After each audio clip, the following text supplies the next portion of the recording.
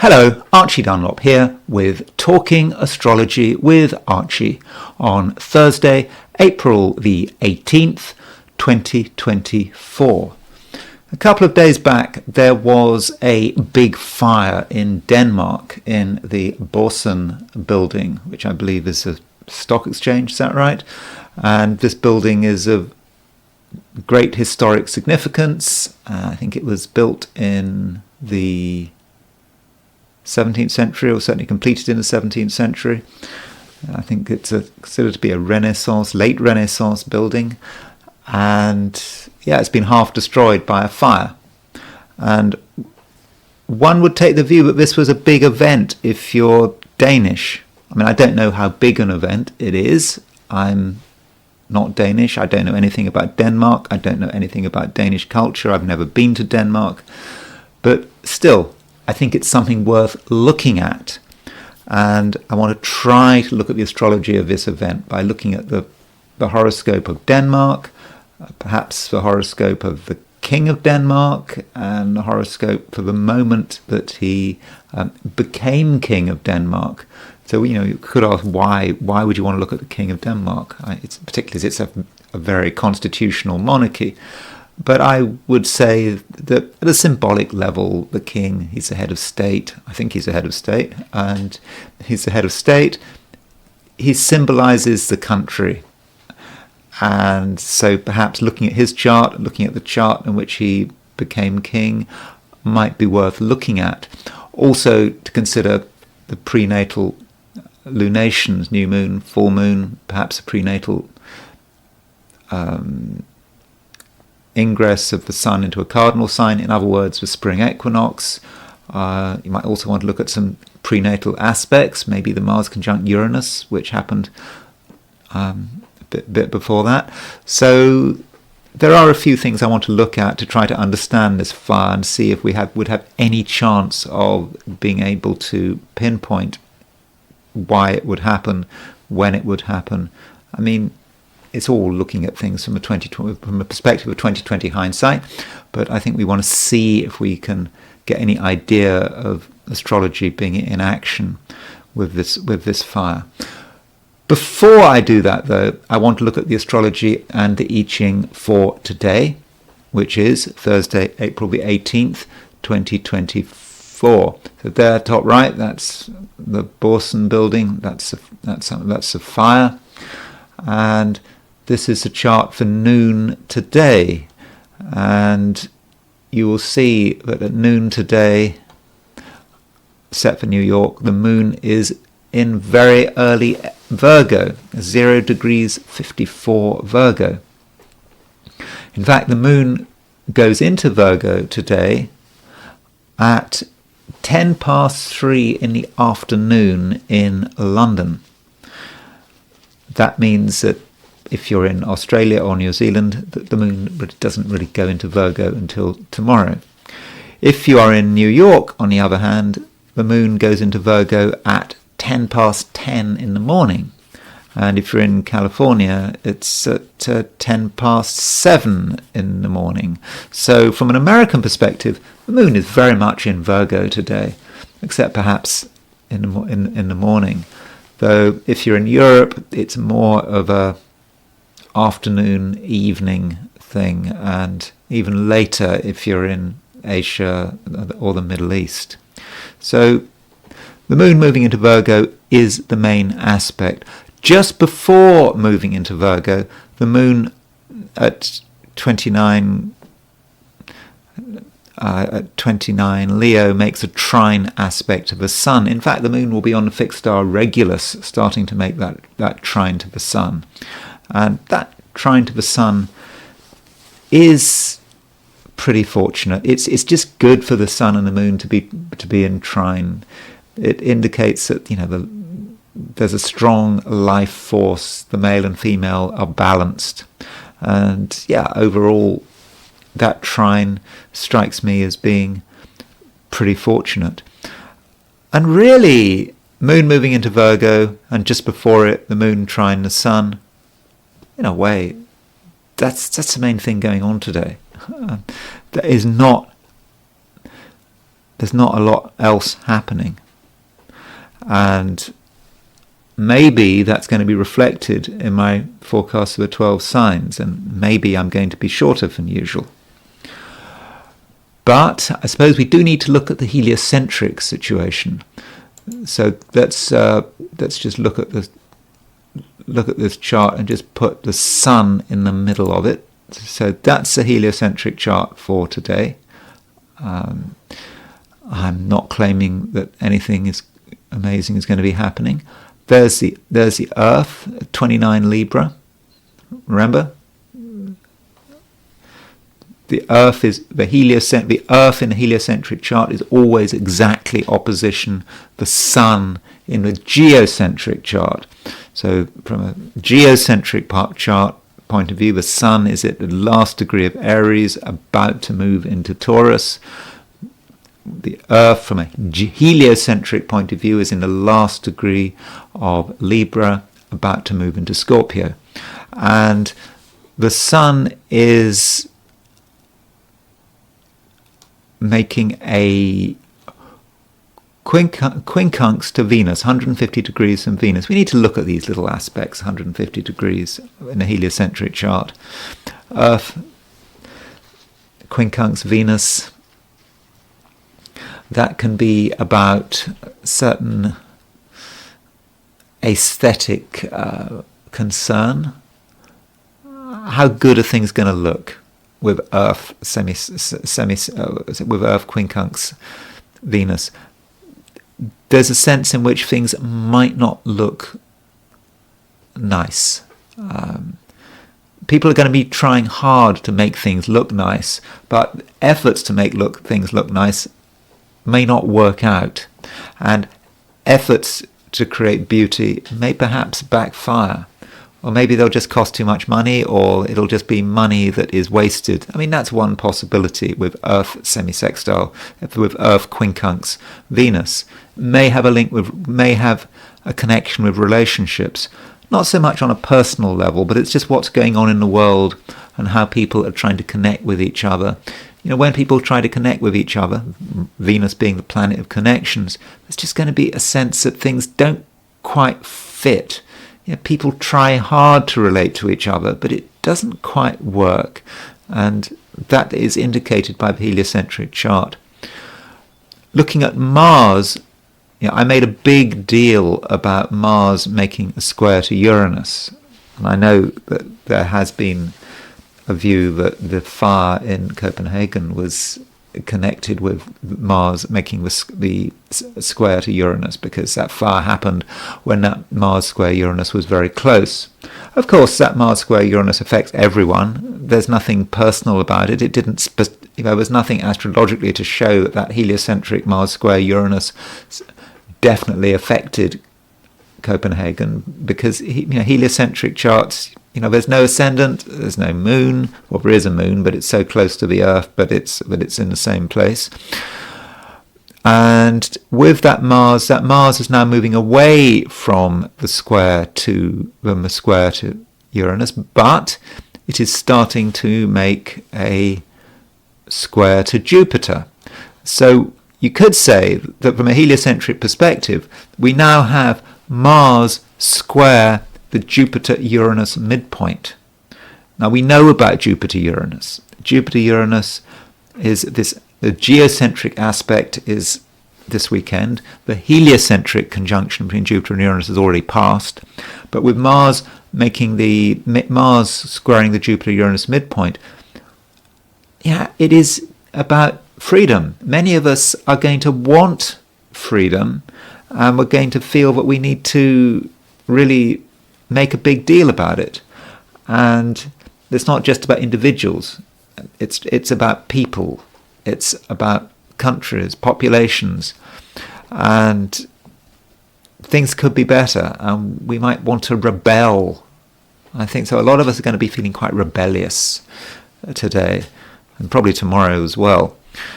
And from a heliocentric perspective, some of these aspects are very impersonal. Just because Mars squares Jupiter, does that mean it's a good aspect? No. It just means we get more of it, more of whatever we're concerned about. Everything is exaggerated. So we put a little bit of energy into something and it turns into a lot of energy, perhaps too much energy. And so I think that Mars square the Jupiter-Uranus midpoint, all things being equal, is probably rather a difficult energy. It's about things that are difficult to cope with. And once things start, it's quite difficult to stop them. So those are some of the main themes in the heliocentric chart. To sum it up, Earth is quincunx Venus, Mars is separating from a square to Uranus, and it's applying to a square of Jupiter. We can therefore say that Mars is squaring the Uranus-Jupiter midpoint, and that is probably the main thing going on today. The most important event, geocentric or heliocentric today, is probably Mars square the Jupiter-Uranus midpoint. Yes, it's about freedom, but it can be about just too much energy. You put a little bit of energy into something, it turns into a large amount of energy, and things might become unstoppable if we're not careful. Going back to the geocentric the geocentric solar system, I'm now in a position to do my forecast for the 12 signs. So these are my forecasts for the 12 signs for today, which is Thursday, April the 18th, 2024. Aries. In many respects, Aries, it's a bit of a changeover day. There are certainly things that you'd like to do, and you may feel that you're in a bit of a hurry to do them. And there is a sense of excitement, especially with the moon making a trine to the sun. It's a great aspect, that moon trine the sun. It's moon in Leo, trine the sun in Aries, and I think with that Aries, you're going to be feeling a sense of excitement. There's something you want to do. You want to do it right now. And if you feel you need to do something right now, then in most cases you probably shouldn't hesitate, because otherwise you might lose your moment. The moon is not going to be trine the sun forever. It will move off that trine, and indeed it will start to move to another sign. So if something really crops up, Aries, then go and do it. And if you're in the Americas, there may be a particular hurry, almost to the point of it perhaps being too late, because this moon in the Americas, this trine between the moon and the sun is really very early in the morning, and yes, you will feel it to some extent as the morning progresses, but its strength is going to be dissipating. So I don't know whether it's too late, but I would perhaps advise you, American Aries, to get up early and do what you feel needs to be done. In Europe, Asia, there's not so much pressure. I think you've got most of the day to do whatever you feel you need to have to do. Now, the moon moves into Virgo, and that is of particular importance to America if you're an American Aries, because that movement into Virgo, it happens in the morning. Depending, if you get up late, if you're a late riser, you might find that you wake up with the moon in Libra, with the moon in Virgo, and the moon in Virgo is arguably a more organized energy than the moon in Leo. It's not just about doing what you want to do, being creative in your own way.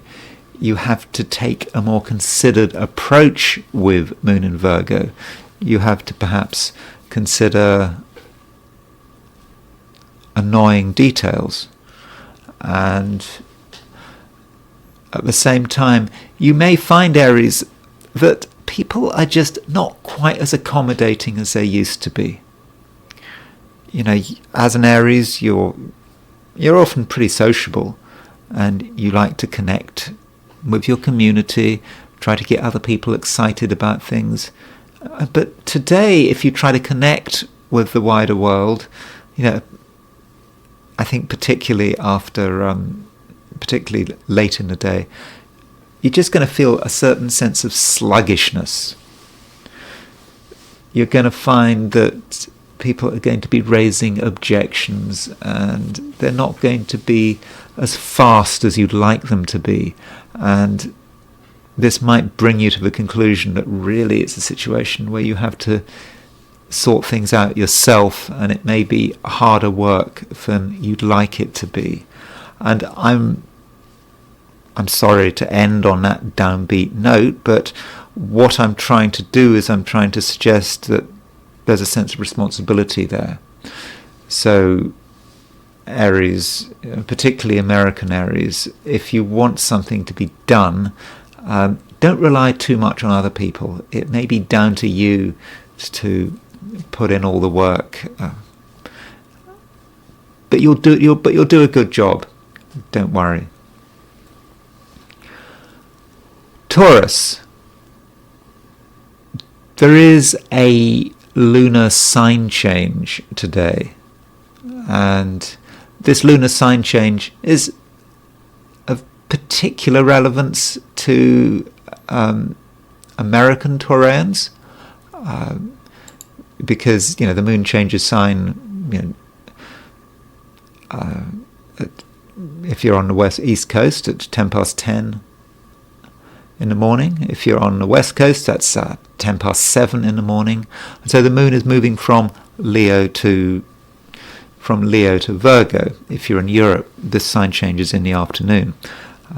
So it's still something to consider. And with this sign change,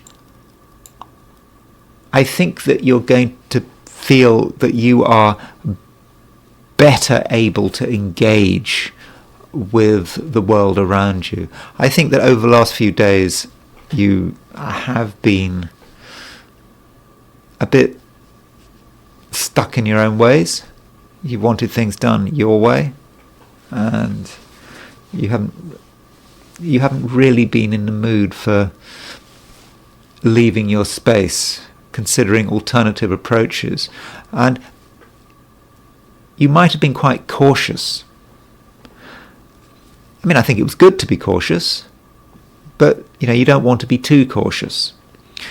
And with this sign change, I think you're going to have more confidence, but confidence that is really a very grounded kind of confidence.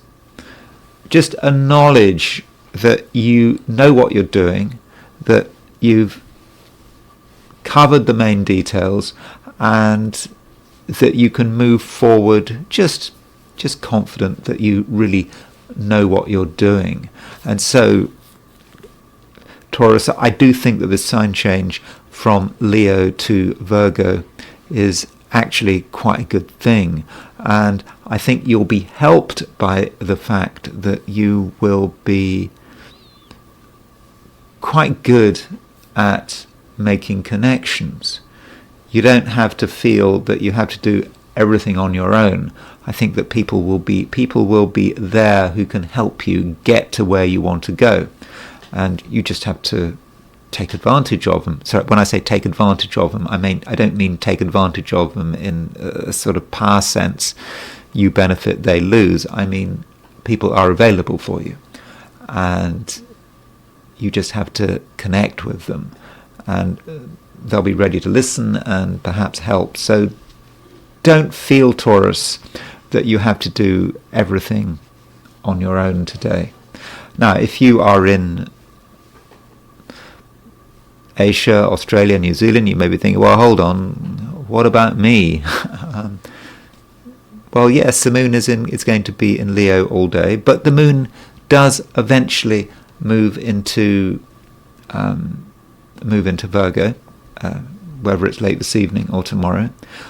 Also, the big bonus if you are in Asia or in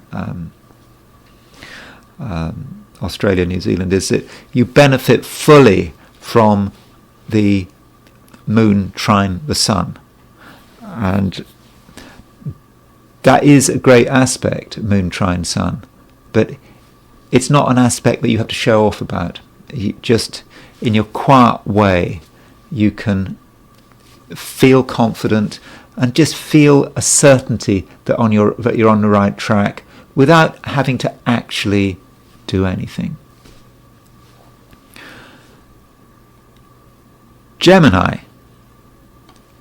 you are tempted to really steer clear from the world and its issues. You know, you're just asking yourself, why bother? You've got your own things to do. Yeah, why be concerned about what's going on in the world? Because it doesn't perhaps affect you. And certainly if it doesn't affect you, you take the view, well, why bother? And I think that many Geminis, you know, may feel that it's just a day for heading for the hills. And okay, not heading for the hills in the sense of being afraid of anything, just feeling that you don't have to be there. And I think that's okay to take that attitude, but you still have to consider some of your responsibilities. There are people that you do need to interact with. Not just because you can benefit them, but also they can benefit you. And we shouldn't forget that Mercury, which is your ruler, is starting to make a conjunction with Venus. Now, that conjunction is not exact until tomorrow, but you're starting to feel it. And that conjunction with Mercury and Venus is about your abilities, but it's about your abilities that are actually grounded in the social world. You might feel that you can do lots of great stuff on your own, but only up to a point. And as you start to feel this Mercury conjunct Venus, and today you're starting to feel it, I believe, you do need to engage a little bit. You don't have to engage all day long, and you certainly have to, well, you should be respecting your own privacy and making sure that other people respect your privacy, but still, you can't be an island today. It's just not going to work. And it's certainly not going to work because you will be doing the wrong thing. You do, to an extent, have to consider what you are supposed to be doing. And today, Gemini,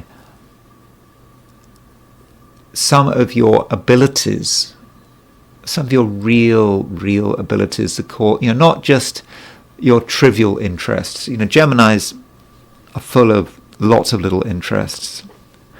I'm a Gemini, I understand that. Jack of all trades, perhaps master of none. No, I'm sorry. I mean, I'm just talking about myself, by the way. I'm not trying to offend you there. I'm speaking for myself there. Jack of all trades, master of none. I don't want to project that. But there's always a risk there, isn't there? To just have lots of little interests and not really give them enough time and effort for them to really blossom. But you do have to consider what your most important interests are, because some of them are starting to flower today and tomorrow, and you want to give them the best chance of really making the world a better place. Give them its best chance. And if you just spend all your time alone or just somewhere where you feel comfortable, I think that would be a real waste, because there are people out there who want to know about it. who are certainly prepared to listen to you. So, Gemini, I would just conclude by saying, don't underestimate yourself, but at the same time, live up to your social responsibilities. Cancer. The moon is changing sign today. Sign changes for Cancerians are important because the moon rules Cancer. And the sign change we've got today is from Leo to Virgo. Now, if you are in East Asia, Australia, New Zealand, this sign change doesn't really affect you. That's more of an event for tomorrow. But if you're in the Americas and Western Europe, sign change is very significant. And I think overall it is a fortunate sign change because the moon has been in Leo. And with the moon in Leo, have perhaps felt that you haven't been on best form. Perhaps you've been too self-conscious. Perhaps you've felt that you've had to sort of worry about rather tedious things. Plus the fact that from a Cancerian perspective, Leo is simply not a great sign for the moon to be in. Okay, it's not fallen or in its debility in Leo, but the moon has no dignity in Leo. From a traditional point of view, there are these things called essential dignities: sign, exaltation, triplicity, elements, relating to the elements, term, face. Now, the moon has no dignity in Leo. And so it's a bit of a relief when the moon moves into Virgo. The moon is far more comfortable in Virgo than it is in Leo. Virgo is a feminine sign, it's a negative sign, and you have more reassurance and comfort in when the moon is in Virgo. And by night, the moon rules the earth signs, at least according to the system outlined by William Lilly in Christian astrology. By day, Venus rules the earth signs. So when the moon moves into Virgo, it's in its own triplicity, i.e. triplicity being about elements: Virgo, Taurus, Cancer, the earth signs. It's in its own triplicity, but it's in its own triplicity by night. So that might mean, Cancer, that you're going to be on best form after sunset. During the day, yeah, you'll still be feeling good, but not quite as good as you are after sunset. So when you're planning your day, don't just pack in everything into the hours of daylight.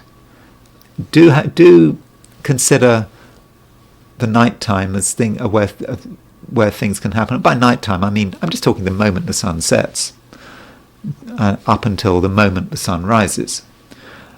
So that is a time when I think you're going to be on best form, when you are going to be best able to communicate your message. And communication is going to be important. Perhaps over the last couple of days you felt you haven't really been able to communicate as well as you'd like. Perhaps because you were concerned about, small things which didn't really interest you, perhaps relating to money, and you found them irritating, but you had to spend time on them, and that was really rather annoying. But that's all changing. And you can start doing things that you actually want to do. And if there's somewhere you want to go to, for example, but you weren't able to go before, now's the chance to go there. I'm talking about somewhere that's easy to get to. It doesn't take hours and hours and hours in a car or even a plane. No, this is somewhere that you could almost walk to. And just by going there, you'll feel better. And you don't have to expect much, but you'll know you're on the right track. And really, Cancer, that's it for today. Leo, the moon is leaving your star sign. Sorry, or it could be your ascendant sign, or it could be your moon sign. I do understand that people look at these forecasts, my sign forecasts, from different perspectives. Some people look at it from the perspective of the moon, some people from the sun, some people from the ascendant. And so when I'm talking about star sign, that's it. If you happen to have Leo as your star sign, yes, it would be true that the moon would be your star sign. It could be the moon leaving your ascendant sign or your moon sign. Depends how you see it, and I don't want to tell you how to look at these forecasts for the 12 signs. But the moon is leaving Leo, and that is especially the case if you're in the Americas. Moon will be out of Leo this morning. If you are in Europe, then this afternoon it will be out of Leo. Okay, if you're in Australia or New Zealand, well, the moon's going to be in Leo all day. Now, I should say something about what the situation is like just before the moon leaves Leo, and what happens after it leaves Leo. Now, just before the moon leaves Leo, there is a fantastic trine between the sun and the moon. You'll have moon in Leo, trine sun in Aries. And if you're in the Americas, you're perhaps in a rather unfortunate position, as that you might miss it, because moon leaves Leo at 10:10 in the morning, New York time. Even earlier, 7:10 in the morning, if you're on the West Coast, which means to really take advantage in the Americas of this sun-moon trine, you're going to have to get up early, and you're going to have to do stuff early in the day. If you're in Europe, it's not such an important deal. It's not such a big deal because the sign change doesn't happen until the afternoon. If you're in Australia and New Zealand or Asia, you're in a great position because you can take advantage of this moon trine sun pretty much all day long. But if you are able to take advantage of the moon trine sun, then it's going to be a time when things really start to move, when things really start to flow, when you're feeling quite inspired. And so perhaps that means that if you're in if you're in the Americas, perhaps you're going to have some interesting dreams. Think about how you're feeling when you get up. What would you like to do when you get up in the morning? But moon trine sun is quite inspirational. And remember, the sun is your ruler. It's about to leave your sign. So you need to take advantage of it. The sun works really well in Aries. You've had a month of it, but now it's about to move into Taurus. So really today, wherever you are, Leo, just do take advantage of the sun in Aries. And I think that the moon in Leo trine the sun in Aries is going to really help you to take advantage of it. Something will come easily. It will just happen quickly, and you're going to feel very inspired about it. Then the moon does move into Virgo, and that's especially important if you're in the Americas, moon moving into Virgo. Things will slow down. There will be less excitement. But on the plus side, I think there's going to be greater practicality. A sense that you understand what needs to be done. You've got these big ideas that you've been developing, or perhaps I hope you've been developing, and now you're starting to see the reality of the situation. It's a bit boring, but the details do matter, and things have to be paid for, and that's another thought. How are you going to pay for things? particularly with things you really want to do. You know, you've had these ideas, but they do come with a price tag, many of them. And so that might be something that you maybe need to consider. Though you're not on your own. If there's something you want to do and you feel you can't do it, then try talking to other people. They might have some very useful ideas. Again, at first these ideas might not really be what you want to hear, but if you listen to them and you think them through, then you might in the end realize that they actually make a lot of sense. Virgo. Today, the moon moves into your sign. Moon moves into Virgo. I think that this is good news. Though I do need to qualify that when I say the moon moves into Virgo.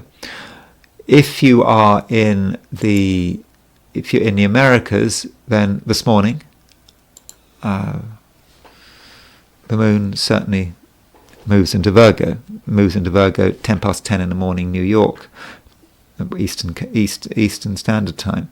If you are on the Pacific, if you're in California, then it won't leave. Then it basically won't. Moon won't go into. Then the moon will go into Virgo even earlier. I think that's at 10 past 7 in the morning. So, yeah, in the Americas, you've pretty much got all day with the moon in Virgo. Europe, moon moves into Virgo in the afternoon. Further east, maybe it's more something about tomorrow. Certainly, if you're in New Zealand, you do have to wait until tomorrow before the moon moves into Virgo. But it's happening. Even if you're in New Zealand, don't worry. Moon will get there pretty soon. You can perhaps start preparing for it. But with the moon in Virgo, in many respects, you can breathe a sigh of relief. You feel that you've got there, and you feel more comfortable. It feels like a lot of the complications that have been building up recently are starting to dissipate, and perhaps you're less concerned about, what's going on in your private world, and you can perhaps be more engaged in what's going on out there in the world at large. And I think you're going to find today that people are actually more interested in you. And that's not just because the moon is moving into Virgo. So I'm talking about all of you, regardless of your time zone. People are going to be more interested in you. And the question is, are you able to tell them what makes you special? I think if you're in the Americas, it's going to be easier to communicate that message, with the moon moving into Leo. But even if you're in East Asia, Australia, New Zealand, you still have that capacity, but you're just going to have to try a little bit harder. But yes, people are going to be interested in what you have to say, and they're going to be interested in your perspective. Now, I understand many Virgos are quite modest. They're not trying to draw a lot of attention to themselves. They're not trying to make claims about abilities they don't have.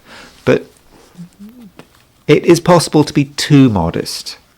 And when you look at what's happening around you and what people want, what people need, what people want to hear, it should occur to you that you do actually have something quite important to offer. It's something you've been working on for some time, but you perhaps haven't told people about. And it may now be time to bring it out into the open. It could be a long-lost ability, perhaps an ability you had as a child. And suddenly it's relevant. And so do consider, Virgo, where your special abilities can fit in, because today there is certainly somewhere where it fits in. And I think to some extent you do have an obligation to reveal something about your gamu of talents. they're not just there to just be about personal satisfaction, something for you to just keep quiet about. No, there is a moment where they do need to be revealed and brought out into the open. And I think, Virgo, you need to be ready to show the world what you can do. Because right now, with the moon moving into Virgo, I think the world needs you. Libra. To an extent, Libra, you may feel that it is time to slow down a little. There has been a certain amount of action recently, but you're now thinking, is it really necessary? Perhaps you've just done your bit, and you can start to calm down and not have to bother about the world. But I do think, though, Libra, you still have something important to say. And this is especially at the beginning of the day, but really all day long. There's something that does have to be said. It doesn't have to be of earth-shattering importance. It may just be about an observation, but it's also about how you are connecting with people. Because as a Libra, Libra is a very sociable sign, and you do completely understand that you live in a social world, and if you're not in a social world, you don't feel too happy. And while you may be feeling a little less social than usual, I think you mustn't forget your various contacts. Your various contacts, they're all there. They're all there for you.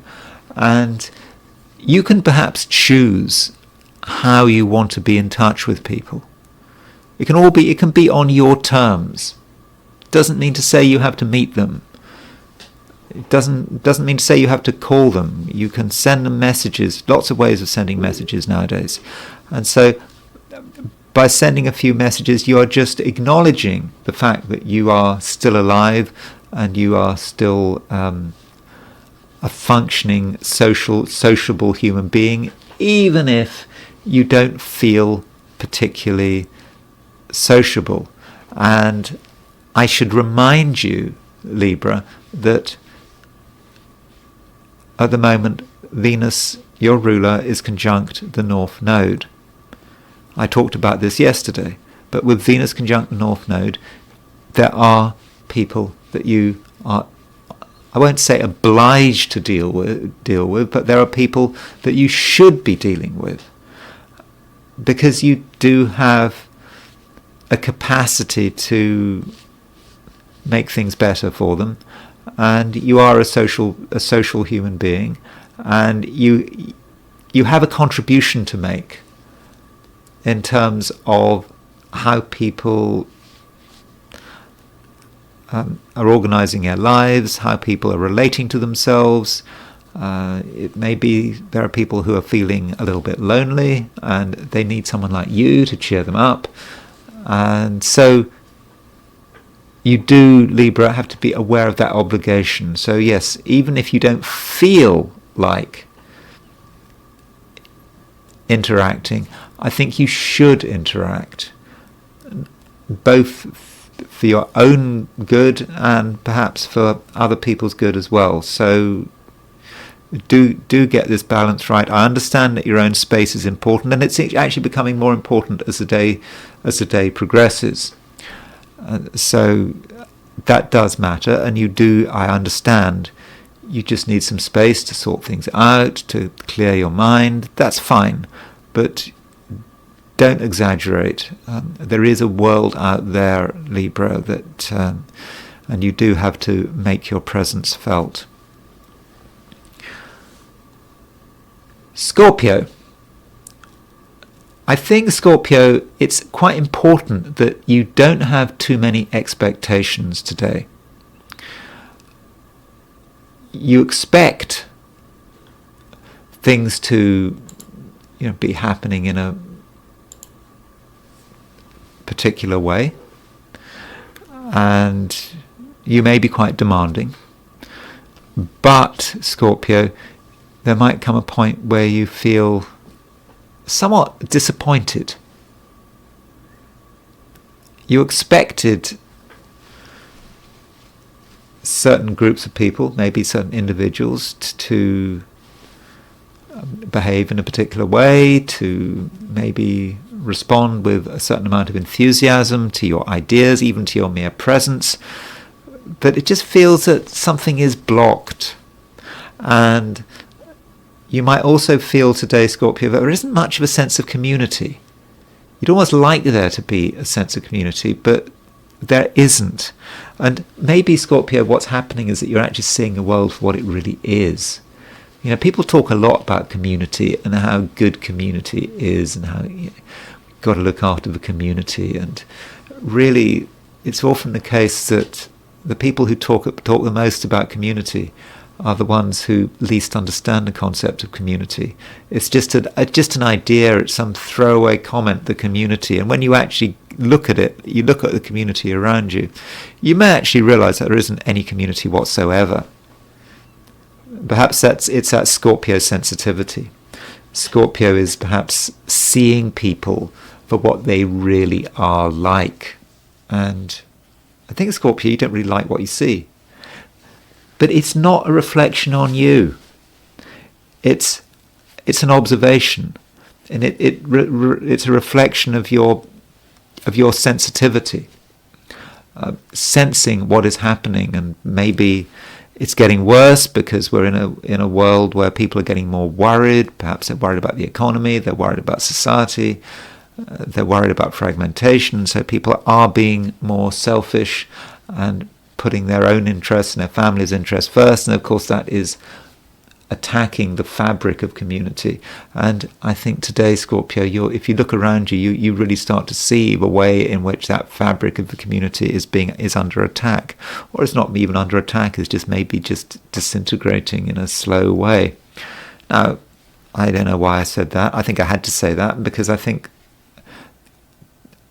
that represents a lot about the way you're feeling. But somehow, Scorpio,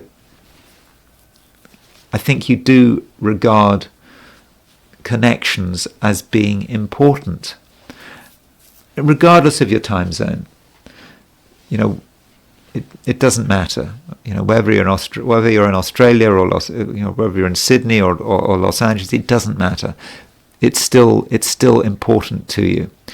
And over the next day or two, you are going to want to try your hardest to bring people together, to focus on society, to see if you and the people around you can come to any form of accord, whether you can actually find any form of community. And maybe that's part of your challenge. It's a tough challenge. And your faith in human nature may be threatened. Again, I'm not talking about anything personal. It's just the way you feel, just the way it seems, and you are going to have to push yourself hard if you really want anything to happen in a social sense. But in a private sense, I think it's actually quite a good day.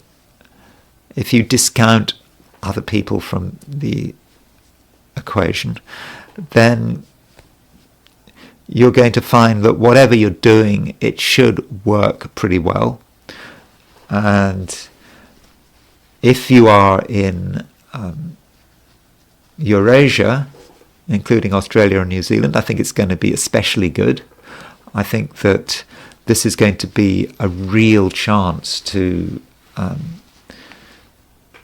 make your presence felt, even if people don't seem to to care immediately, but you're laying the foundations for things, and you can certainly do it, and your hard work is going to be almost immediately rewarded, and it's all going to happen. So if you're only concerned with yourself, then there's not much to worry about. But just there is a certain sense in which you may be disappointed with other people, and that's a shame. But you mustn't take it to heart, Scorpio. It's just the way the world is, and I suppose sometimes you could say, well, ignorance is bliss, but I don't think you can say that for Scorpio, because Scorpio fundamentally knows how things really are. And maybe that's a curse of being a Scorpio, but I don't think it's a curse, really. I think it just means that you're perhaps more aware than other people. Sagittarius. You are starting to move up a gear, and I understand that if you've been listening to what I've been saying for other signs, I have been quite negative in places. I mean, not desperately negative, but I have been a little bit negative. But if I were to say which sign is going to have the best day, it's a stupid thing to say which sign is going to have the best day. That's a massive generalization. But if I were to be pressed on that, I would possibly say that Sagittarius might be a good candidate for that, especially if you're in the Americas, and even perhaps in Western Europe, because the moon is moving into Virgo, and the movement from Leo to Virgo might appear problematic for many people, but for you it's great, because Virgo, from a Sagittarian perspective, is a very high profile sign, and with the moon moving into Virgo, it's you feel a sense of duty, obligation, but you kind of have a sense that you know what you're supposed to be doing, and there's no worries, nothing getting in your way. And even if the moon is not moving into Virgo today, let's say you're in Australia and the moon is in Leo all day, well, even better, because the moon is close to the fixed star Regulus. It's in Leo, and it's making a trine to the sun, and this is a time when you feel creative, happy, inspired. So whichever way you cut it, whatever your time zone, it looks like being a good day. Okay, in the Americas, Western Europe, it might be a little bit more staid, a bit more focused. In Australia and New Zealand and East Asia, more excitable, more fun. But whichever way you look at it, it's good. So Sagittarius, count your blessings. Things are starting to happen. And with the moon moving into Virgo, you don't hit any obstacles. So if you're in the Americas, Western Europe, and you decide to take advantage of the moon moving into Virgo, and you are, for example, concentrating on getting ahead, making your presence felt, establishing a new venture perhaps, to begin with, there's just going to be no resistance. Okay, there might not be much support or advice, but to begin with, you don't need support or advice. You're just in a process of creating things. You're dealing with perhaps a few routine matters, but it's not a big deal. You can just plow on, and without really anything stopping you. And that's why I think Sagittarius, it's for you, it's a great day, and it doesn't matter what your time zone is. So take advantage of it, and take advantage of your freedom, because I think freedom is important to you. Well, you are a Sagittarius. Freedom is always important to you. And remember, Jupiter's conjunct, at the end of a week, Jupiter, your ruler, is conjunct Uranus. So freedom is really important today. But I think today, Sagittarius, you have a lot more freedom from usual. Capricorn. You're feeling, I think, Capricorn, a lot better, or at least you're starting to feel better. And that is because the moon is moving out of Leo and into Taurus. Okay, precisely when, sorry, let me say that again. Out of Leo and into Virgo. You know, I do make these 2-hour videos. I will occasionally make the odd slip. I do know that the moon is moving into Virgo and it's not Taurus, but I do occasionally make slips. It's kind of inevitable in a 2-hour video. But yeah, the moon is moving into Virgo, and I think that just feels good. Now, when the moon moves into Virgo does depend on time zone. It could move into Virgo as early as, well, it could move into Virgo. I don't know about Alaskan and Hawaiian time zones. It could, I suppose, move into Virgo really early in the morning. But off the top of my head, I can't think about the Alaskan and Hawaii time zones. But certainly if you're in California, it moves into Virgo at 10 past 7 in the morning. So you know that's early. Okay, if you're in Australia, New Zealand, it won't move into Virgo until tomorrow morning, until Friday. But you know the moon is moving into Virgo, and from a Capricorn perspective, that does make you feel, I think, more comfortable. And that is because Virgo is an earth sign, Capricorn is an earth sign. So when the moon is moving through an earth sign, you quite literally feel that you are in your element, because I think over the last couple of days you haven't felt that you were entirely in your element, and as a result you might have been very risk averse and you may not have wanted to take social risks.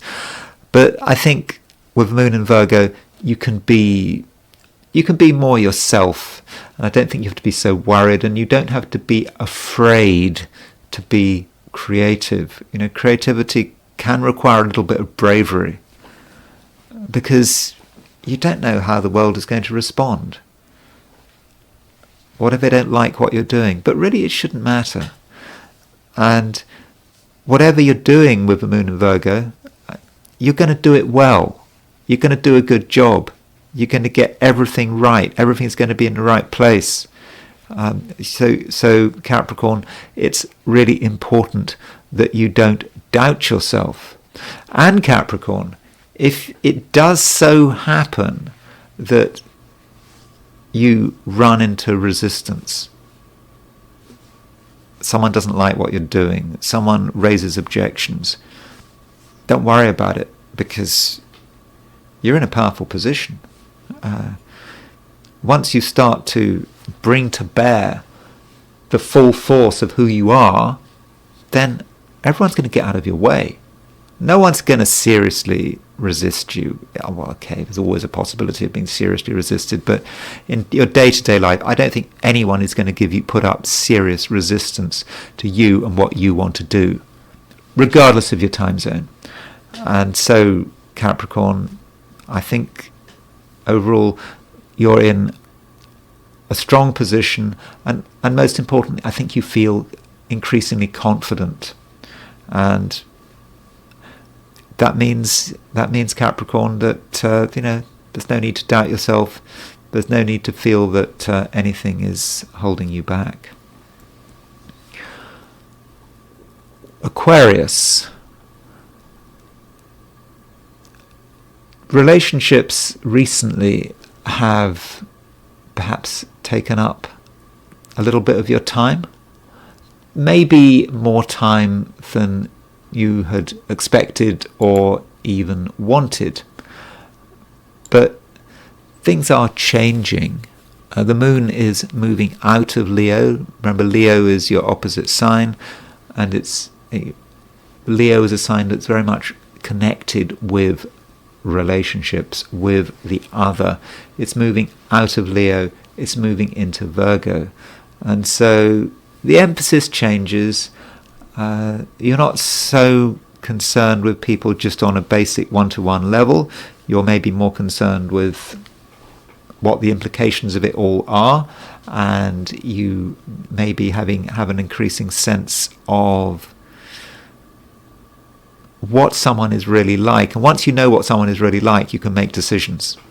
If you don't know what someone is like, you can't make any decisions. And with the moon moving into Virgo, you start to notice the details that matter about who people are. They give enough signals to allow you to make a decision. But there is a question about when the moon moves into Virgo. Now, if you are in the Americas, as I've been repeatedly saying, the moon moves into Virgo in the morning. And so in a way, perhaps by the time you're reading this, particularly if you're reading this, if you're American, you're reading this in the middle of the day, middle of Thursday, it may be a fait accompli, it may be already done. But if you're in other parts of the world, if you're in Europe, Australasia, Asia, the moon moves into Virgo in the afternoon or even later. Maybe if you're in Australia and New Zealand, actually the moon doesn't move into Virgo until Friday. And during that period when the moon is in very late Leo, it is making a trine to the sun.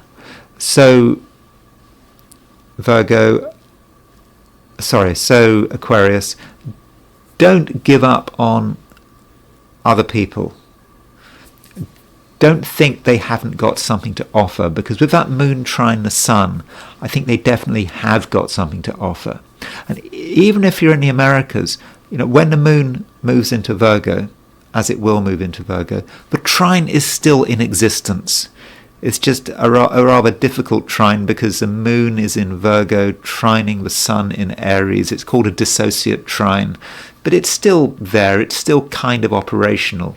And so I actually think that regardless of our time zone, we can take advantage of that moon trine sun. And I think it does allow us to really be able to explain to the world who we are, and also to get some very useful feedback. And people will be happy to communicate if you give them a chance. But still, at some stage the moon will really settle in Virgo, and with the moon moving into Virgo, it is more serious. And I think we're going to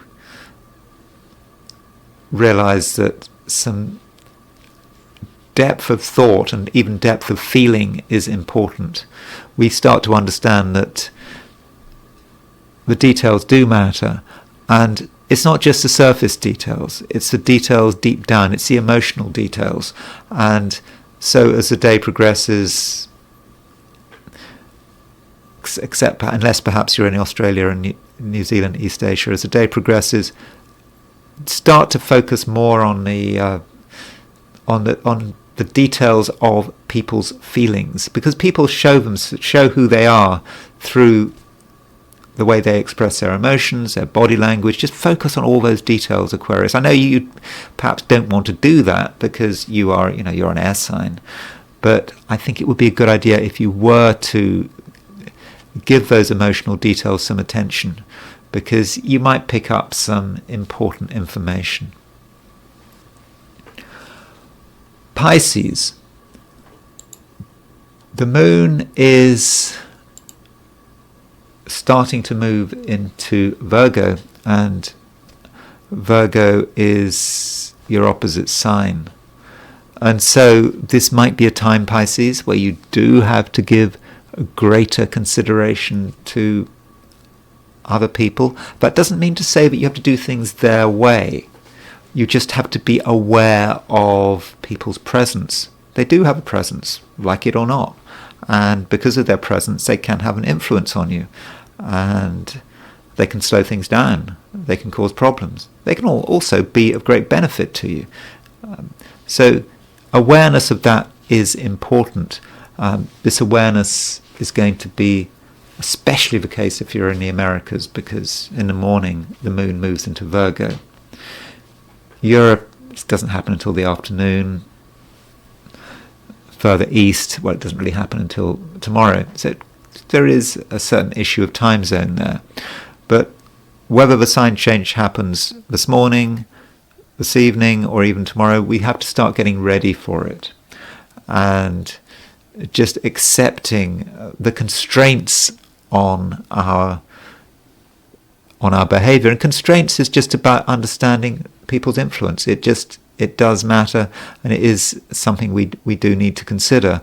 And we must not think that we have all the answers, because we don't. And some Pisceans may actually feel very sure of themselves.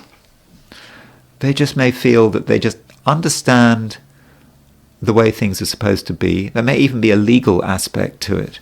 You may feel that you understand what the rules are. So you understand the rules so well that you don't have to look them up, and you can just behave accordingly. And I'm not necessarily talking about the law of the land. It could be about a set of conventions. You think you know how it's supposed to be, or every institution has, for example, deadlines and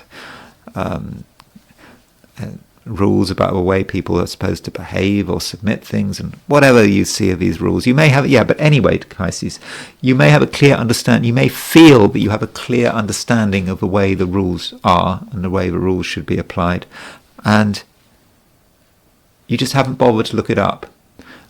And so then it may be the case, but you've got something completely wrong.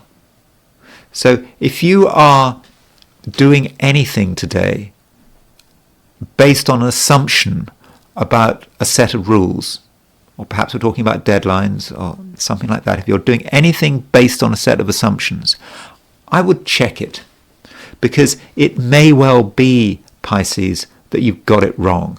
And the sooner you check it, the better for yourself. So that's just a broad warning.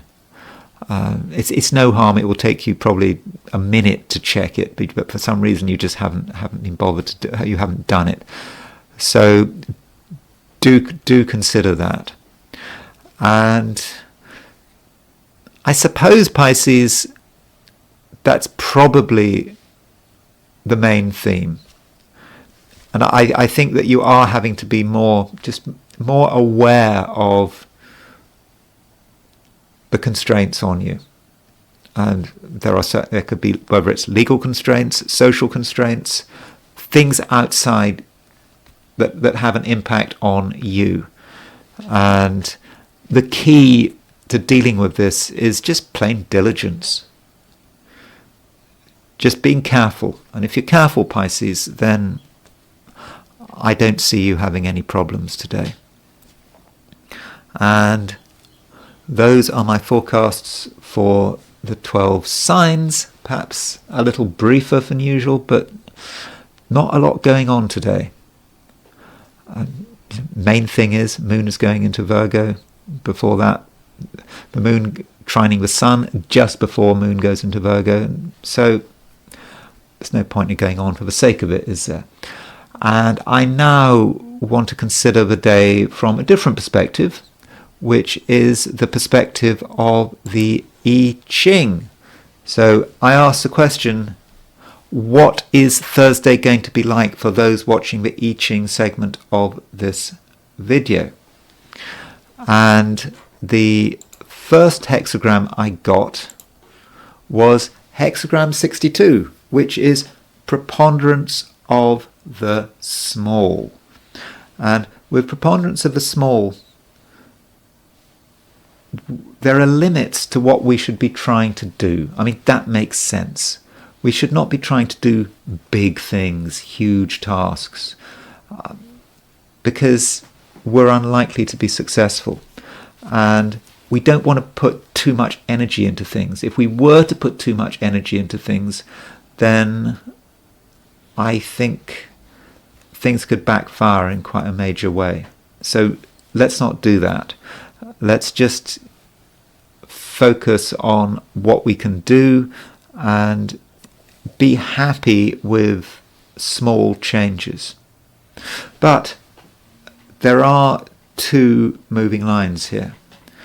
The fifth line moves and the sixth line moves. So the second from the top and the top line itself moves. And the fifth line, in a way, is quite a fortunate line.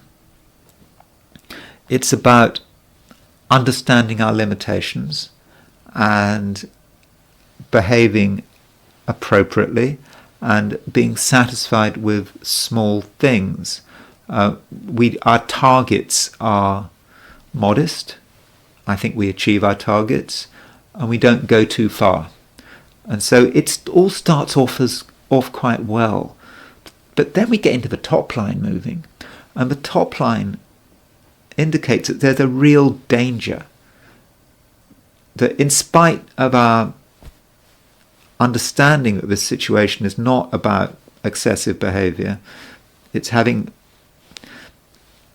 low expectations, that top line encourages us to go too far, to take things way too far. And the I Ching talks about overshooting the mark, just going beyond where we should be going. And as a result of overshooting the mark, we could really get ourselves into trouble. And so we're going to need a lot of discipline today. We might think we're going to be disciplined. We might have a plan which seems to indicate that we're not going to, take things too far. But for some reason we end up taking things too far. Maybe there are external pressures on us that, we feel we have to get going, we have to move. And we do start moving and, things could go wrong. So discipline is going to be really important today. And with those two lines moving, we get a movement. We get a movement into a different hexagram. And the hexagram this moves to is hexagram 33, which is retreat. And I think there is an indication here that we've gone too far. And we also understand what the right thing to do is. And of course, the right thing to do is to back off. There's no disgrace in it, no humiliation in backing off. We find we've gone too far, we find we don't have the resources to do what we need to do, and so we retreat. It is the best thing to do, it is the honourable thing to do, it is actually the brave thing to do, is to retreat. Because if we were to continue in a particular direction, we would in the end get completely bogged down and we would accomplish nothing. Besides, we're not really strong enough to consider the advance that we really would like to take. There is a big advance we want to be doing, but we're not strong enough.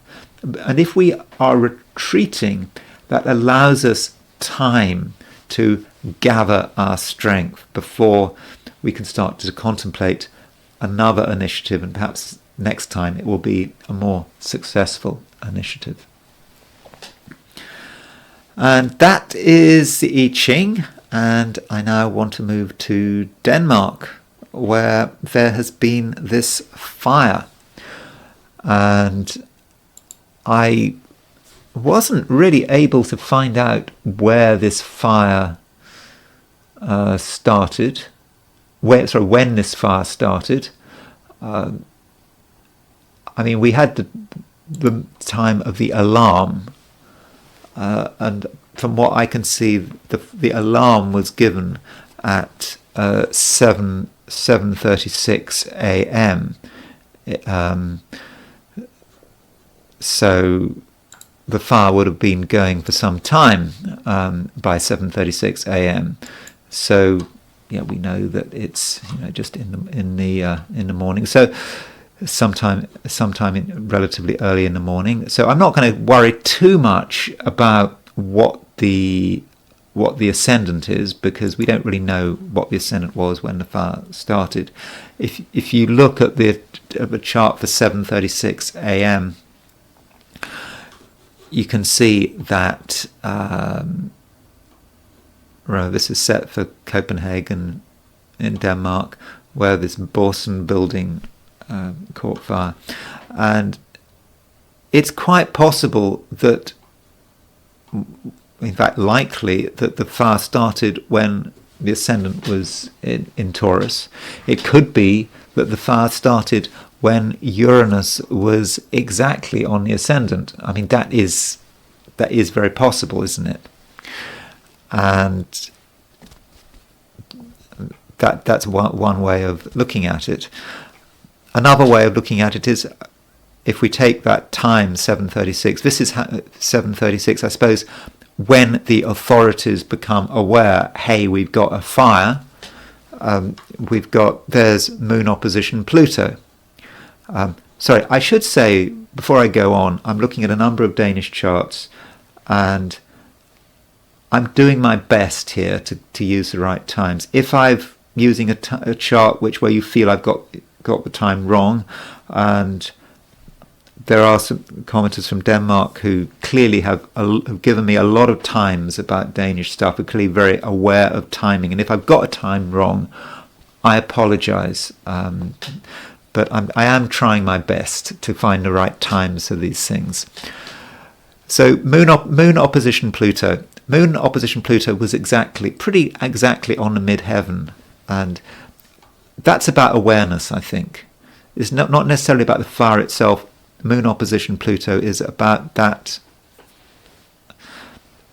panic. Something really heavy has happened, and I do think that this moon opposition Pluto is actually critical to understanding the fire. It's obviously not an easy aspect. We know on a personal level, it's, we think about emotions and the mother and feelings being repressed, strong feelings being repressed. But moon opposition Pluto, in terms of a mundane event, we have potentially a lot of drama there. But moon opposition Pluto is not an unusual aspect. It happens every month. If you have hard aspects between Moon and Pluto every week. In fact, if you use semi-squares and sesquiquadrates, you have them every few days. So it really, in itself, is not an important aspect. I mean, it's not an important aspect in the sense of being an unusual aspect. I mean, it can be. It's an important aspect, but it's not that big a deal. Moon opposition Pluto. So, what makes this Moon-Pluto aspect important? What makes it important is the fact that the Wednesday before the fire, there was a conjunction between Mars and Saturn. So there is the conjunction between Mars and Saturn. You can see that it's breaking up. They are, at the time of the fire, over 3 degrees apart. So you could say, well, the influence of Mars and Saturn is breaking up, isn't it? I mean, not so important. Maybe we can breathe a deep sigh of relief that the Mars-Saturn conjunction is gone. But then we have to consider, what is the midpoint between Mars and Saturn? Well, the midpoint of Mars and Saturn is going to be approximately 17, is going to be around 17 Pisces. Then it starts to make sense, doesn't it? Because Pluto is actually semi-square the Mars-Saturn midpoint, exactly. On that day, Pluto was exactly semi-square the Mars-Saturn aspect. And to my shame, I completely didn't pick up on this. I should have noticed this. This is such a, I'm really into the Mars-Saturn. I'm really into the Mars-Saturn pair, and I completely missed it. I don't know why. But it's not. It's more than that. the moon at that time was sesquiquadrate the Mars-Saturn conjunction, and you can see that the midheaven is sort of picking up on this. Now let me just show you that in terms of the 90-degree dial. So if we use show you the 90-degree dial, let me just show you what this looks like. So let's put Pluto. Where's Pluto gone? And I'll show you what I mean. There's remember the 90-degree dial. Conjunctions, oppositions, and squares are shown as conjunctions. Semi-squares and sesquiquadrates are shown as oppositions. So there is the Moon-Pluto conjunction. So we're putting the Moon-Pluto conjunction on the top of the dial. And there is the Mars-Saturn, the separating Mars-Saturn square. And we can see that the Moon-Pluto conjunction is on the Mars-Saturn midpoint. And I really do think that that helps explain what was happening, although I understand how would you, the question, the problem, how would you apply it to the Borsen in Copenhagen? I mean, this Moon-Pluto conjunction, opposition to Mars-Saturn midpoint, certainly fits the event. It certainly describes the event very well. Mars-Saturn pair is about destruction, complete disaster, fits very well. But why would that event have happened in Copenhagen? Why not somewhere else? That is a good question. So we would have to look at other charts to get an idea about that. And one thing one can do is look at events prior. What would have been the new moon or the full moon like just before the fire, or even the Aries ingress just before the fire. So let's just have a look at what was going on prior to the fire. I looked at the Mars Uranus. There was a Mars. I noticed there was a Mars Uranus square on March the 9th. So this would have been just over a month before the fire. And what one can do is one can take the precise time of the fire and one can relocate it to Copenhagen. So this is set for Westminster. So if we reset that chart to Copenhagen, it's quite a Mars-Uranus event. So there's the Mars-Uranus square. Can you see that? So Mars is at 1952 Aquarius, Uranus is at 1952 Taurus, and this Mars-Uranus square was exactly on the descendant set for Copenhagen. So it may be that this Mars-Uranus square was something like a mine, sort of an unexploded bomb. It was sort of laid in on March 9th, 2024, and it was kind of waiting to trigger. And so I think that is quite dramatic, and this perhaps is a reminder that when we do have a big event like a Mars square Uranus, it is worth setting the chart up and relocating it to different places to find out where it might have actually manifested. And another thing to look at, so that's Mars Uranus. So I do think that's impressive, but it was a long time before the event. It was, well over a month. So what about something more immediate? What about, what about, say, the previous new moon? That's always worth looking at, the previous new moon. So if we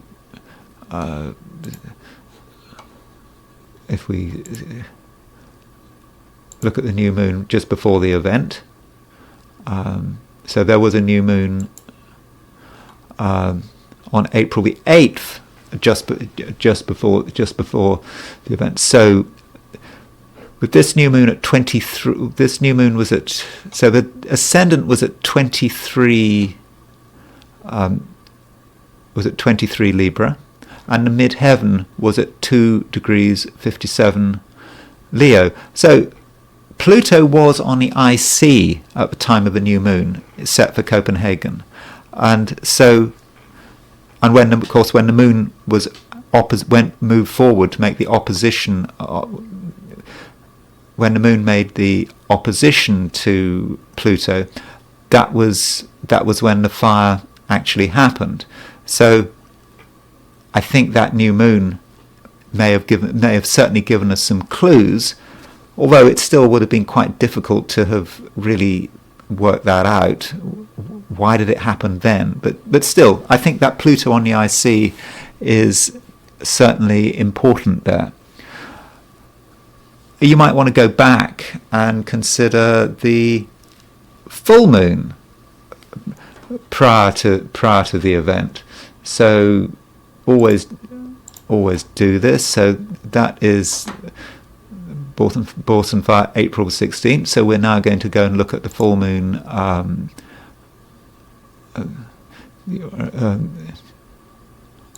So if we look at the full moon just before the event,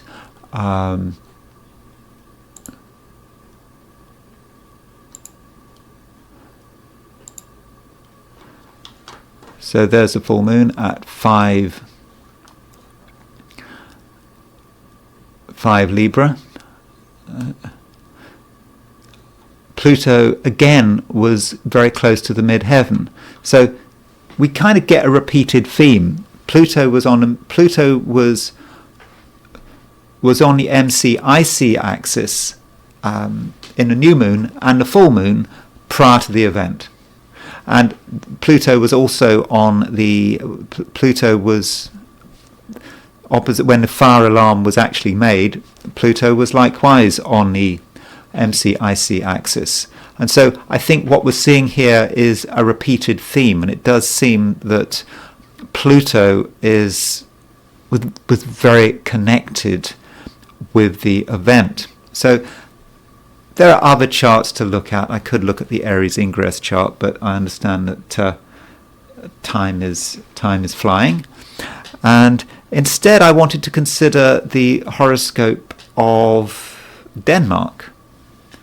And as far as I know, the Danish horoscope started June the 5th, 1849. I've gone for 1212.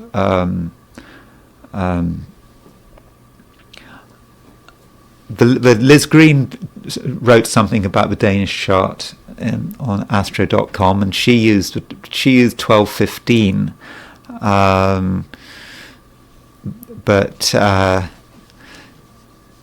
Susanna, who was a commenter, Susanna, yes, she suggested 1212. So I've gone for 1212.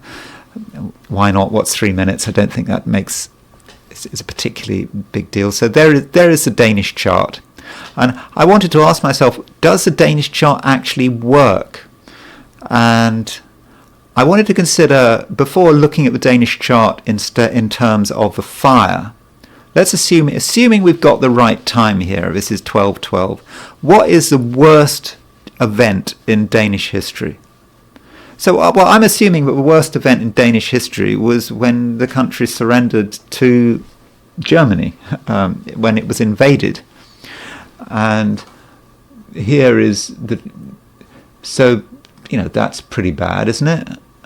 So this is the time for the surrender. I got 8:34 a.m. I've seen 8:43 a.m. I've seen other times, but forgive me if I'm wrong on this, but certainly the day is right. So this is when the Danish capitulation. And so does this work in terms of the Danish horoscope? And I want to put Denmark in the middle. So assuming we've got this right, assuming we've got the time right for Denmark, assuming this time really was 12:12 p.m. or even 12:15 p.m., it doesn't really make a great deal of difference. There was a Mercury-Neptune opposition, fairly close Mercury-Neptune opposition, when the Germans invaded Denmark in 1940, and this opposition is right on Denmark's ascendant. If we take 21 Virgo as the rising degree of Denmark, so the Mercury-Neptune opposition certainly does seem to be hitting Denmark, and I suppose you could say Neptune crossing the ascendant would fit the sense of the country sort of dissolving. I understand that the German occupation of Denmark was not as harsh as its occupation of other places, and that the local government was relatively uninterfered with, I mean, by Nazi standards, but still it was the effective end of Danish sovereignty, and Neptune was crossing its ascendant, and Mercury was right on its descendant, assuming we've got the time right. So I think that seems to me to be good evidence that the Danish chart is working. Then we have to consider, what about the Danish chart and the fire? Now, is there any reason to expect the Danish chart to indicate the fire? It's not like that fire is a tragedy from a cultural perspective, but it's not, I don't believe, as far as I know, no one was killed in this fire. It didn't end Danish sovereignty, although you could say it's a symbolic thing. Maybe it's a sign that this all is not well with Denmark when this monument, this very important building, catches on fire, is on fire. It's a symbolic sign that something is wrong with the body politic in Denmark. That is, I suppose, a possibility. But so let's consider how the fire was affecting Denmark. So put Denmark in the middle, and we'll put the fire on the outside. So yeah, to what extent was it hitting the country, assuming that horoscope of that country is right? Well, Mars is, we've just had this Mars-Saturn conjunction. Mars, it is true, was moving towards, Mars is moving towards a conjunction of a country's descendant, and so that might be of some relevance. The Saturn and Neptune is interesting. So Saturn and Neptune, you can see that Saturn and Neptune are around the descendant of Denmark. And if we take Saturn and Neptune, you know, we notice that it's quite a wide conjunction between Saturn and Neptune. It's an extremely wide conjunction. It's 13 degrees wide. But what is the Saturn midpoint? So half of 13 is 6.5, so we add 6.5 to 15, and we get to 21 Pisces. So the Saturn-Neptune midpoint, the direct Saturn-Neptune midpoint, is exactly on the descendant. Now, going back to the German invasion of Denmark on April the 9th, 1940, we again see the descendant being highlighted.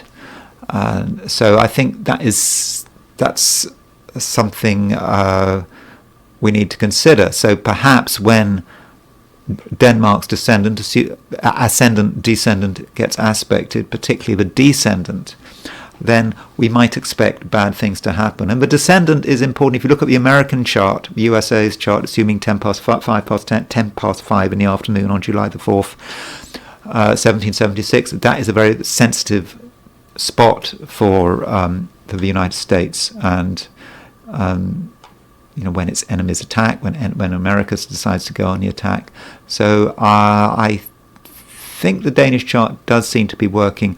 And I wanted to just experiment, just for fun, consider whether we can look at it from a heliocentric perspective. So here is the Danish horoscope heliocentrically. The ascendant no longer matters, and the moon doesn't matter anymore. And I'm not saying I'm going to find anything, but I just thought that we would just look at the heliocentric transits for Denmark when this fire started. Notice how Denmark has a heliocentric Mercury opposition Pluto. Again, I know nothing about Denmark. How did Danes communicate? How can you generalize that Danish Mercury from a heliocentric perspective? I'm not going to speculate, because I'm not going to impose any characteristics on the Danish population, but I do observe that there is an opposition between Mercury and Pluto. Well, maybe they keep themselves to themselves. Jupiter, it's quite nice. Jupiter is sextile Mercury and trine Pluto. So that may just say something about the moment of independence. But what about the heliocentric transits when the fire happened? Here are the transits for when the fire happened. So in the inner wheel, we have the heliocentric positions for Denmark. On the outer wheel, we have the heliocentric positions for when the fire took place, when at least when we got the alarm. And there is the Mars-Uranus square. You can see Mars at 2246 Aquarius, Taurus 2248. So Mars at 2248 Aquarius, Uranus at 2248 Taurus. So there's that heliocentric Mars square that happened on the day that the fire took place. And there's that Mercury opposition Pluto I was talking about. Earth was conjunct Mercury, and there's Chiron. I don't know about heliocentric Chiron, but Chiron was sort of close to Mercury Uranus, but I think that's pretty wide. I think what's more important is the semi-sextile between Neptune and Pluto. So there's heliocentric Neptune at 2733 Pisces. There's Denmark's Pluto at 2731 Aries. So Mercury was pretty close, very close. Sorry, Neptune was very close to an exact semi-sextile with Denmark's Pluto, and was not just hitting Denmark's Pluto, but was also hitting Denmark's Mercury. So maybe we've got evidence here that we should be looking at semi-sextiles when looking at heliocentric aspects, plus the fact that we've got Earth was conjunct Mercury, Earth opposition Pluto. So maybe we're seeing some heliocentric transits going on here. I mean, I don't want to make a big thing about it. As I said, it is just for fun. Another thing that one might want to consider is the country, not just the country as in that it started in 1849, but maybe the moment that the king is, so we had King Frederick the 10th, so he came to the throne in January, because again I don't know much about Denmark, but his mother abdicated, I think, and then so we have the moment where King Frederick the 10th became king. So I've got this moment as being January the 14th, 2024. I've gone for 2:03 p.m. And you could say, even though I understand the king in Denmark is very constitutional. I think it's even weaker than the English king, British king. I'm not sure about that though. But still, Danish king, head of state, represents the country. So the land is a king, and the king is a land, and so the moment that the king becomes king may be an important moment for Denmark. Not just talking about the day, but it's also reconfiguring what Denmark is at some level. And it's not a great chart when Frederick X became king. Clearly, the Danish court does not use astrologers. What bothers me about this chart is, firstly, there's a conjunction between the moon and Saturn. I mean, that is a real problem. I understand that conjunction is separating, but still, it's very close, and it's going to, I think, be a constant theme in Denmark while Frederick X is on the throne. It's going to cast a pall on the country, and he's quite young, so I think this was quite a catastrophic moment for the country when Frederick X became king. Okay, maybe catastrophic is too strong a word. It's not just the fact that the moon is conjunct Saturn, it's the nodes that bother me. Look at the North Node. North Node is 1942 Aries, and Saturn is at 432 Pisces. In other words, Saturn and Pisces, Saturn and the North Node are exactly semi-square. That's not something you want. And we see Venus is at 19.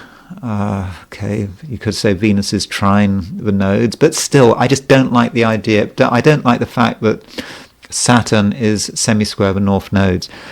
Interestingly, completely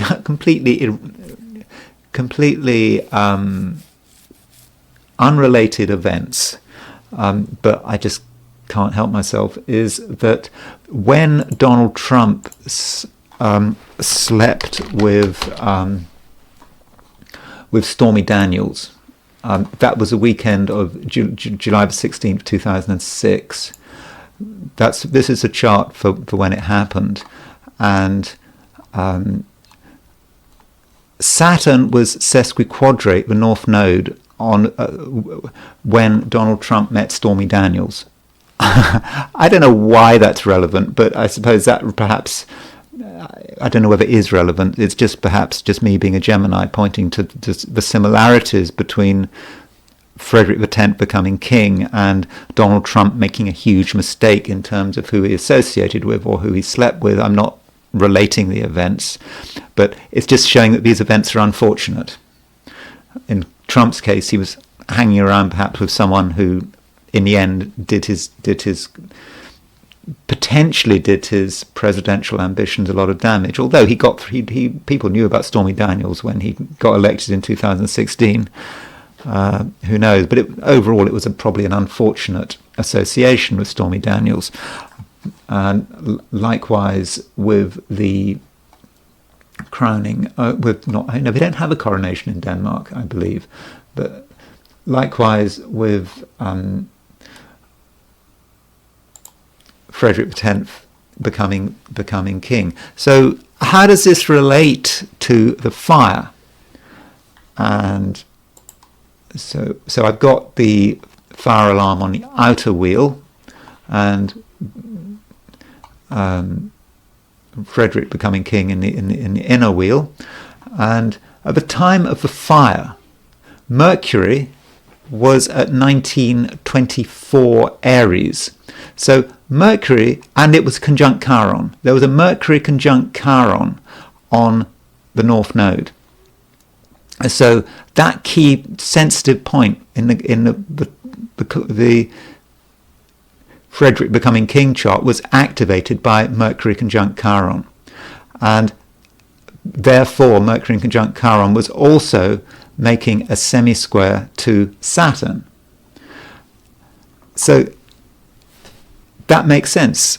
Something bad happening. Mercury hits North Node semi-square Saturn, plus you throw in Chiron. Also, another thing, we've just had a new moon eclipse. And that new moon that we had on April the 8th was at 1924 Aries. So the new moon was on that point just before the fire. And so I think it really links with the time of Frederick X becoming king. So it's not just about the fire.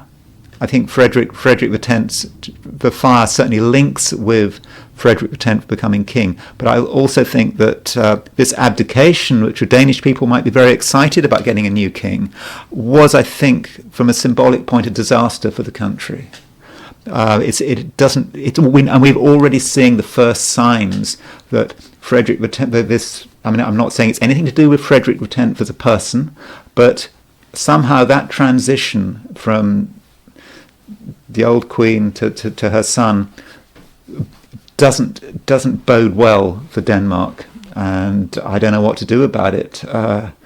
Maybe he needs to abdicate, maybe need to find another king, but I don't think Denmark is going to prosper while Frederick X is on the throne. That's just my view. Okay, that's Denmark. I probably talked far too long about Denmark, and I don't know much about Denmark. I don't know anything about Denmark, really. But I thought I'd have to say something about it. There has just been this big fire. Okay, so I hoped you found that video useful. If you did find it useful or interesting, I'd be very grateful if you were to like it. If you are not subscribed and you enjoyed this video, I'd really appreciate it if you were to subscribe. And if you want to buy me a coffee, there is a link in the description. So thanks again for listening, and I will talk to you again very soon.